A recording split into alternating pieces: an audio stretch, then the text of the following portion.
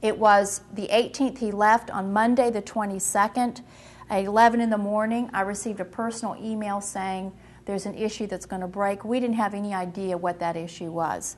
At 4 o'clock, the story broke. At 10 o'clock that night, there was an official statement from the governor's office that basically said he had taken time off to walk the Appalachian Trail. On Tuesday, we received our first indication that he was going to return to work on Wednesday.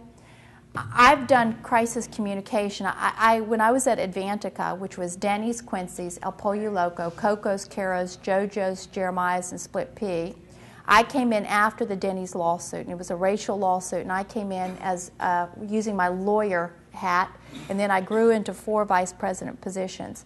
During that time, I learned a lot about crisis communication, and I knew by the feel of how it was that we, the party, needed to be prepared for different possibilities. I knew that the comments made by Mrs. Sanford, that none of it fit, and I knew that there was a challenge. And so we basically spent all night working on how we as a party would respond to something, God is my witness, we did not know. And so then that Wednesday popped in, and I actually called Glenn McCall, and I called our national committee woman, and I had a dear friend, Warren Abernathy, who passed away. He was Senator Strom Thurmond's chief of staff, and he passed away, and he was a friend of ours. So I actually left Columbia, drove to Spartanburg, and the funeral of all things was at 2 o'clock, and guess what time the news conference was? So I actually missed the news conference. When I walked out of the funeral, I had literally 50 emails or text and telephone calls. So I followed the hearse, basically took calls and found out what had happened. And so from there, that was Wednesday, from there I actually went on a number of news channels, MSNBC, WYFF, Charlotte Nightly News, NBC Nightly News, WLTX, WACH Politico, Real Clear Political, WSPA, AP, WSPA Fox. Did not stop for 2 days, and the message that we gave was this: wait and see. Because I also know that the biggest mistakes made is if you jump out and take a position when you don't have the facts. And remember, I'm a person that's very logical, and I deal in crisis in a very methodical way. And so then that Thursday, so that happened Wednesday, Thursday, and Friday. Saturday and Sunday, I did not leave my house except for I went to church on Sunday. I stayed in my pajamas and answered telephone calls from executive committee men and women, party people. Talbert, you didn't call me. You were one of the few. But I took calls from everyone. And I basically said the position of the South Carolina State Party at this point is wait and see. That Monday, we reconvened. I thought that frankly, he had made a personal foible and that the matter was done. I was on a fundraising call at Tuesday, and all of a sudden my phone went crazy again. And sure as shooting, he had done the AP interview. So it all went kind of crazy again. And then Wednesday and Thursday.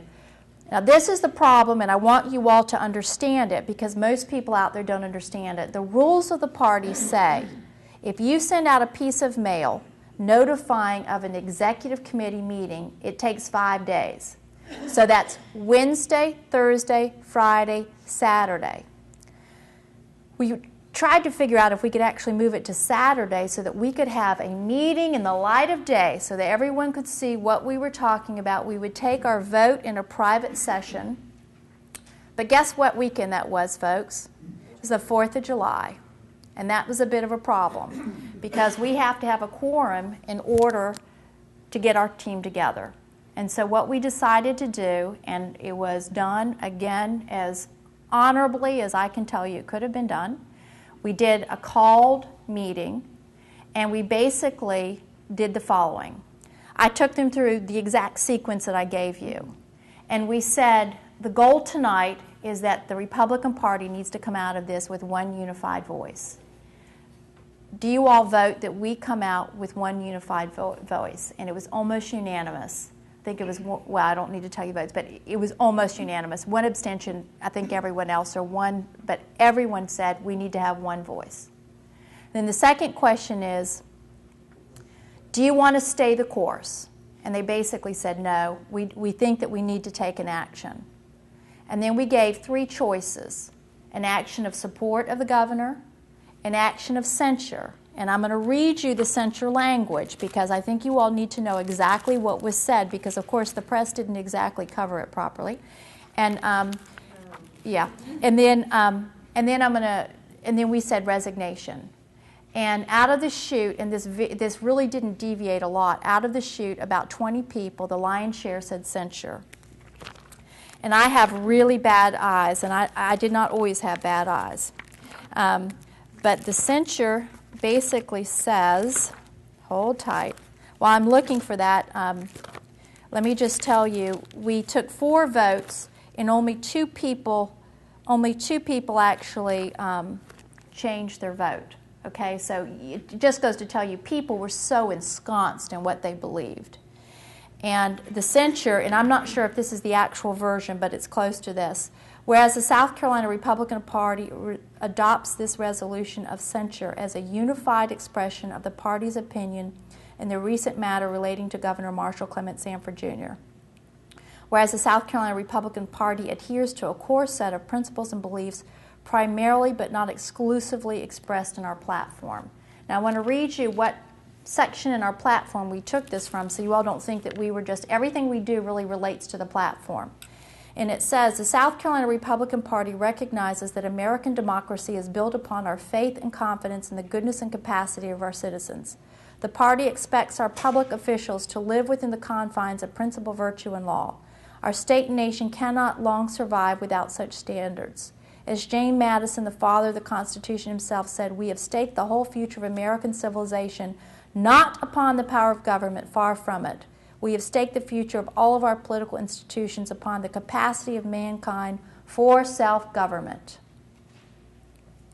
upon the capacity of each and all of us to govern ourselves, to control ourselves, to sustain ourselves according to the blah, blah, blah.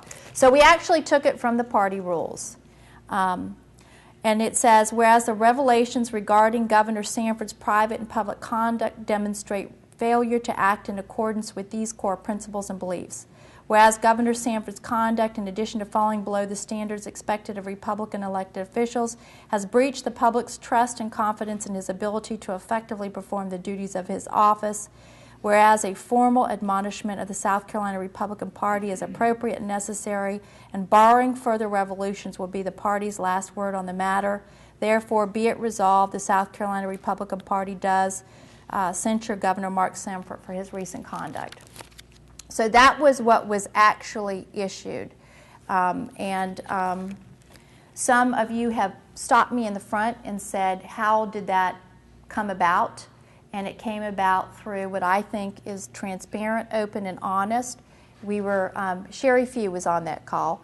And Sherry, you can answer questions with me at the end of this, but we offered up, we had over 30 folks talking on the phone, and they all offered their opinions, and that was the vote, and that's where we have landed.